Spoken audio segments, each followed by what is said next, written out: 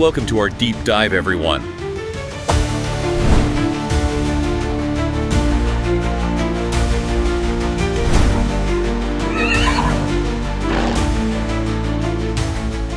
Welcome to the deep dive.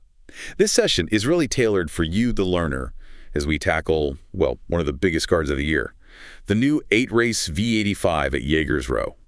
We've pulled together a ton of expert chat and trainer info to give you a solid strategic view. Yeah, our goal today isn't just, listing who's fancied. It's about getting into the why. Why the consensus picks are where they are for each race. We'll look at the main players, the challengers, and really importantly, those lower percentage horses that could offer real value with this huge jackpot up for grabs. V85-1 right through to V85-8. Sounds like a great plan. Let's dive straight in then. We kick off with the big one, V85-1, the C.L. Muller's Memorial, Gold Division. Long distance, 2,640 meters. And, well, everyone seems to be pointing at number 2, Francesco Zet. Seems like the anchor pick for a lot of people. Oh, absolutely. I mean, he's arguably the best horse in Sweden right now, won the Swedish championship, fantastic finish there. But the key thing really is this distance. 2,640 meters, he's unbeaten. 7 for 7. 7 for 7. Yeah. It just plays right into his strengths, lets him use that incredible closing speed. He's got phenomenal class, no doubt about it. Okay, but even with that kind of class, there's always a risk, right? Especially in a top race like this. Where do the sources see the potential snag? It's all about tactics, specifically the start. The big question mark hangs over number 1, a fair day. Starts on the rail. And that's important because? Because a fair day has never been passed when leading from the rail position behind the car. Never. So if they decide, right, we're holding the front, that could force Francesco Zet to do the hard work on the outside in the death seat. Ah, okay, so that changes the whole picture potentially. If Zet does face that kind of pressure, who steps up? Who are the main challengers over this long trip? Well, if the pace really gets cranked up, you've got to look at the stairs. No. Number 6, Immortal Doc. He's a proper long-distance horse. Won the Avistora Pris not long ago. Big win. Right. And then there's number 10, Kentucky River. His stable confirmed he was absolutely loaded with speed last time out, but got completely blocked. Loads left in the tank. And, maybe 12 Dundiers.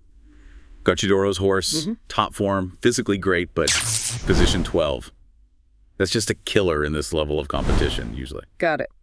So after that Gold Division puzzle, we move to V85-2, the Mares Division. Feels like a totally different vibe here, much more open, 2,140 meters. Yeah, definitely more open. The slight favorite is number 9, Princess of Divine. What's interesting with her is how she's responded since they started racing her barefoot, all 4 shoes off. She's won her last 2 starts like that, showed real guts too, digging in despite tough trips, wide final bends, seems mentally strong. I noticed the analysis really zooms in on equipment changes in this race, maybe more than just pure form. Suggests value hunting might be about those little tweaks. Exactly. This race feels defined by those changes. Look at number 10, MT Tomorrow's Hope. Just moved to Robert Berg's stable, won easily last time, gets a top driver now with Jepsen. Rates well on earnings too. Okay, makes sense. But for real value, maybe look at number 3, Capitaine d'Invern. Her win record is terrible, 1 for 39. Yeah, but she places a lot. Super consistent top 3 finishes, and she seems to be thriving with her new trainer. Plus, Kihlstrom's driving. That's a big flag, Kihlstrom choosing to drive. Right. And what about the actual gear, the hardware? Well, keep an eye on number 2, Peak of Glory. She's getting better fast, racing barefoot behind, and crucially, it's her first time in an American sulky. Ah, the American sulky. When a horse gets it for the first time, it often means the stable thinks there's a lot more speed to unlock. In an open race like this one, those technical edges can be huge. That's really helpful clarity. Okay, moving on. V85-3, Johan Jakobsen's Mini. This one's got that interesting setup, doesn't it? Volt start, handicap 3-year-olds up front, 4-year-olds 20 meters behind. And the talk seems all about number 9, Bright Star US. Yeah, this horse is getting serious buzz. Yeah. Described as having sky-high basic capacity. He was super tough finishing behind a top horse, Bullet the Blue Sky a while back. Then won his last race just effortlessly. Clocked a fast time, looked like he had plenty left. Some are calling him maybe the best spike or single banker of the whole round. But the Volt start, that's a different beast than the usual car start, isn't it? Especially for younger horses. It is, definitely trickier. They circle, then brake when the signal goes. He's not used to it. But starting from position 1 on that 20-meter handicap line, that actually helps minimize the risk of getting tangled up in the crowd. The stable seems pretty confident he can handle it. He's their main hope, for sure. Okay, so who's the main danger coming from that same 20-meter line? You've got some serious class back there. Number 10, Credley Slew. He won the Danish Derby. Stable's in good form. And number 12, Marshall, 4th in the Swedish Derby, seems to get better every race. And from the front line, any 3-year-olds look dangerous. Yeah, the most exciting one up front is probably number 8, Kozing. 3 wins in a row, racing barefoot, developing really quickly. Could be interesting. Right. That brings us neatly to V85-4, Class 3, Sprint, Short Distance, 1,640 meters. And the consensus seems to be chaos. Wide open, prone to surprises. Yeah, this is pure sprint madness. The first quarter mile dictates pretty much everything. About the only thing people agree on is that number 1, Hicko Velatissimo, is the most likely leader from the rail. And if he gets the lead and gets to control the pace, then he's incredibly dangerous, especially on Jägersro's shorter home stretch. Very hard to pass if he gets his own way. Okay, but if we're looking for value, those long shots, where's the smart money looking? This feels like the race where you could find a real diamond in the rough. Definitely. And again, look closely at equipment changes. Number 6, Setting Sun. This horse is like the definition of a potential high-value play. How so? 2 wins straight coming in, currently picked by less than 3% of bettors, and gets that dynamite combo. First-time American, sulky, and running barefoot all around. That screams intent from the stable. Major signal. Wow, okay. That sounds potent. Mm-hmm.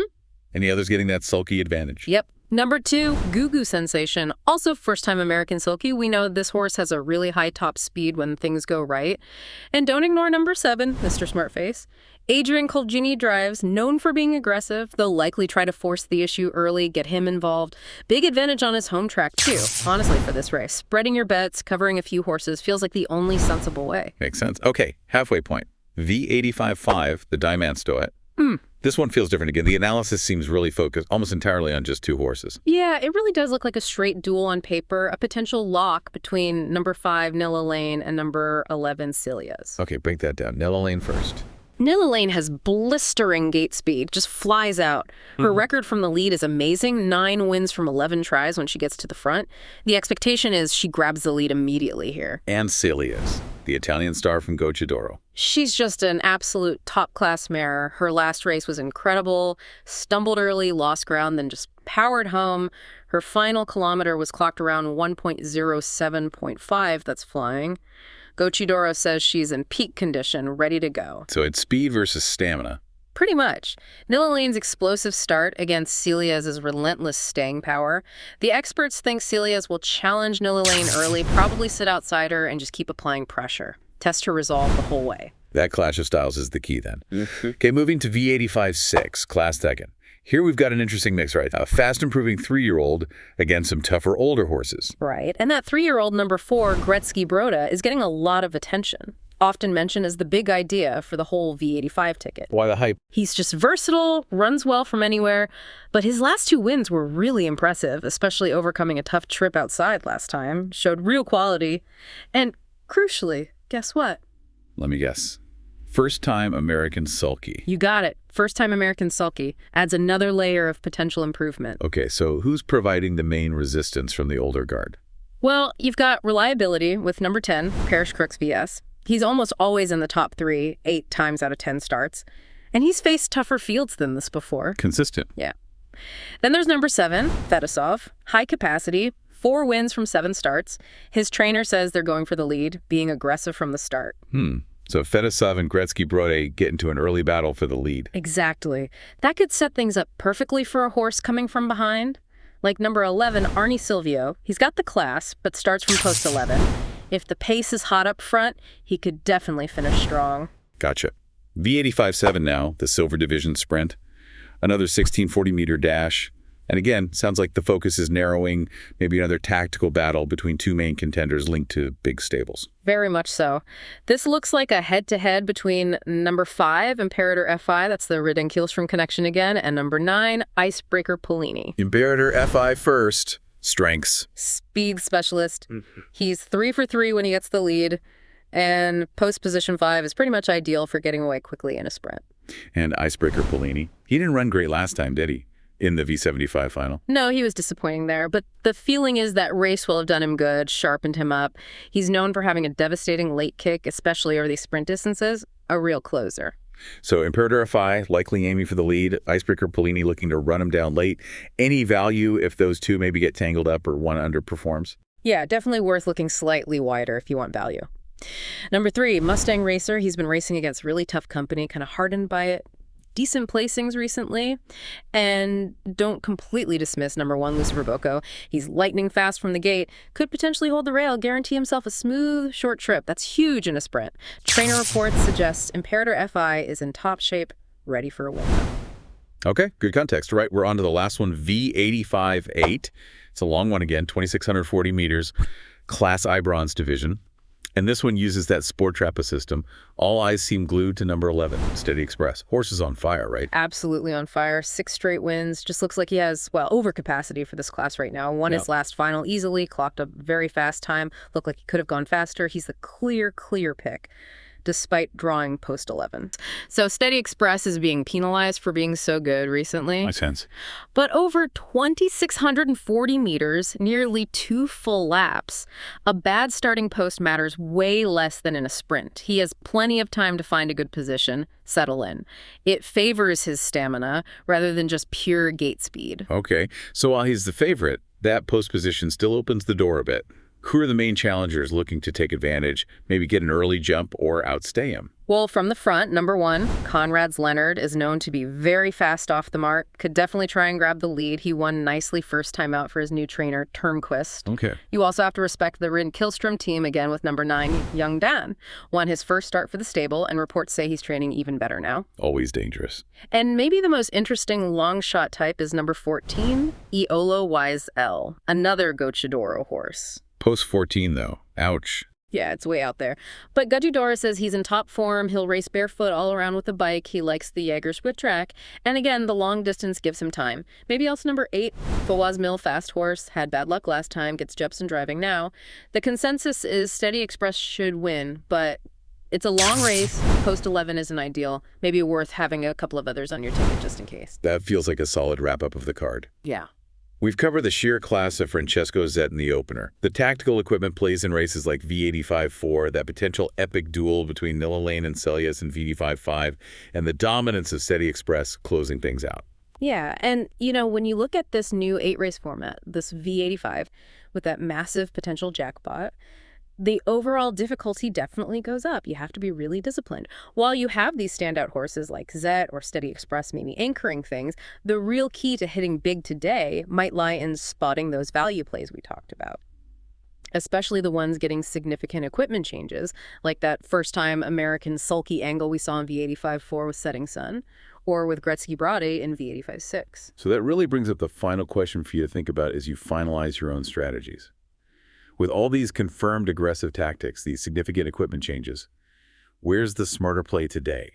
Do you lean on the pure, proven class of the distance specialists like Zet and Steady Express?